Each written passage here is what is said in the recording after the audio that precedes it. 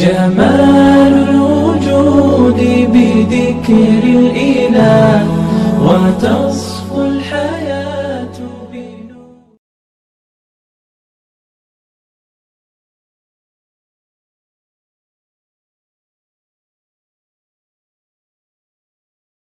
السلام علیکم ورحمۃ اللہ. تو دوستوں، کیسا حسین اتفاق کہ بار بار آپ سے ملاقات بذریعہ ویڈیو جو ہے ایک آپ کی محبت کی علامت ہے. اور آپ دیکھ رہے ہیں ماشاءاللہ فاروق بھائی کی کتابیں. ایک شیلف یہ ہے ہماری کتابوں کا، اور ایک اور شیلف ہے، وہ دکھائیں گے کبھی آپ کو ویڈیو میں. اچھا بھائی، بات یہ ہے کہ ہم جا رہے ہیں آج دعوت میں. ہمارے بڑے ماموں نے دعوت کی ہے، ملیر کنڈ سے پہلے ان کا گھر ہے. تو یہ ہے کہ وہاں جا رہے ہیں دعوت میں، اور آج صحیح والی جو ہے پارٹی ہے. تو وہاں جانے کے بعد ہم آپ کی ملاقات کرائیں گے اپنے تھوڑے کزنس سے، اگر وہ راضی ہو گئے. پتہ نہیں، بہت سارے لوگ ذرا شرماتے بھی ہیں کہ بھائی ہم نہیں آ رہے، جیسے ہمارے ایاز بھائی تھے. تو خیر، تو ان ساری چیزوں کے اندر ایک بھائی صاحب نے مسئلہ پوچھا تھا، تو اس مسئلے کی بھی میں آپ وضاحت کروں گا. میں نے آپ کو کہا تھا نا ہمارا ولاگ بیکار نہیں جاتا، تو واقعتاً بیکار نہیں جائے گا ہمارا ولاگ. آپ سے بھی گفتگو بھی ہوگی، گپ شپ بھی ہوگی، اور اسی سلسلے کے اندر جو ہے ہم اس مسئلے کی وضاحت بھی کر دیں گے. تو پھر آپ سے ملتے ہیں وہاں ماموں کے. مربي أيا غافرا رجوتك عفوا ولا لي یہ تھا کہ آپ سے کہ ہم اپنے ماموں کے یہاں جا رہے ہیں، اور وہاں ہم پہنچ چکے ہیں. ماشاءاللہ دیکھ سکتے ہیں حسین و جمیل گھر، اندر سے بھی دکھائیں گے، اور ان سے ملاقات کیجیے ہمارے. ماشاءاللہ یہ السلام علیکم. وعلیکم السلام. ذرا اندھیرا سا ہو رہا ہے، یہ ادھر ہے. یہ ہمارے عبدالسمیع بھائی، ہمارے السلام علیکم. چڈی یار دوست بچپن کے، بڑے ماموں کے بیٹے.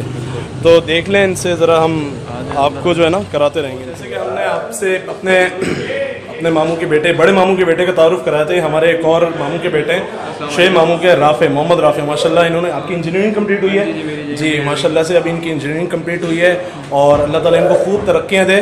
تو یہ ہے کہ ہم وقتاً فوقتاً آپ کو انٹروڈیوس کرا رہے ہیں سارے لوگوں سے. یہ محمد رافع ہیں، وہ محمد عبدالسمیع ہے. تو پھر یہ آ گئے جناب.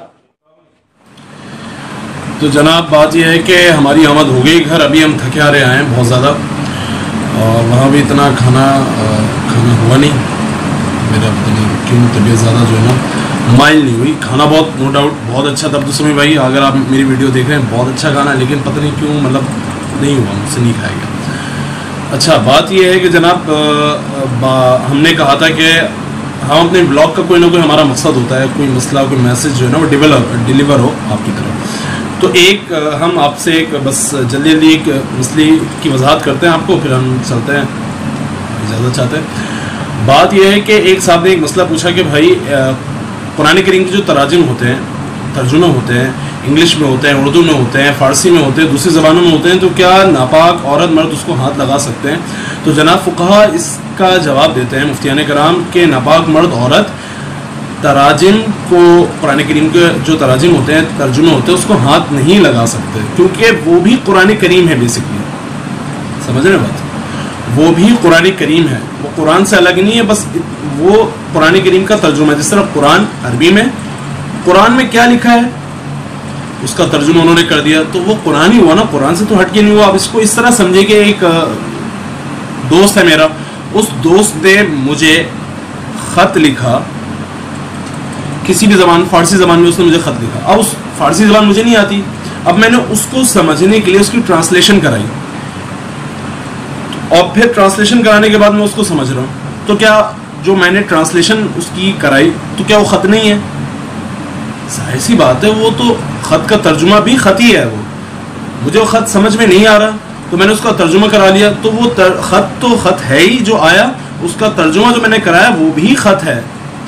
اس کا ترجمہ میں نے کیوں کرایا؟ اپنی سمجھ کے لیے، کہ میں سمجھ سکوں کہ میرا دوست مجھ سے کیا کہہ رہا ہے. تو اسی طرح قرآن کریم ہم نہیں سمجھ سکتے اگر عربی زبان میں، ہم عربی زبان نہیں جانتے، تو ہم اس کے جو ترجمے ہیں، ہم ترجمے کی طرف جاتے ہیں کہ بھائی ترجمہ کیا ہے، تو اللہ تعالیٰ اس میں کیا فرما رہے ہیں، تو وہ بھی قرآن کریم ہے، وہ بھی قرآن کریم اور قرآن کریم سے ہٹ کے نہیں ہے.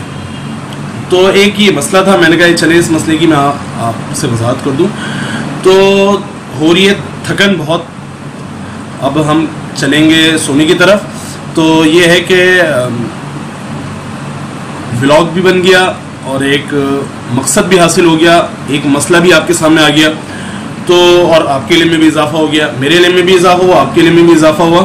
تو اب ہم ایک بات اور ہے, لیکن میں وہ اپنی اگلی نشست کے اندر, اپنی جو ہے گپ شپ کی جو نشست ہے آپ سے, اس میں وہ بات کروں گا. اللہ تعالی ہم سب کا حامی و ناصر ہو, اور میرا کہنا اور آپ کا سننا اللہ تعالیٰ دونوں کو اپنی بارگاہ میں قبولیت عطا فرمائے. یقین جانیں میں کوشش اس بات کی کرتا ہوں کہ بس اللہ تعالیٰ قبول کرنا ہے کسی طرح.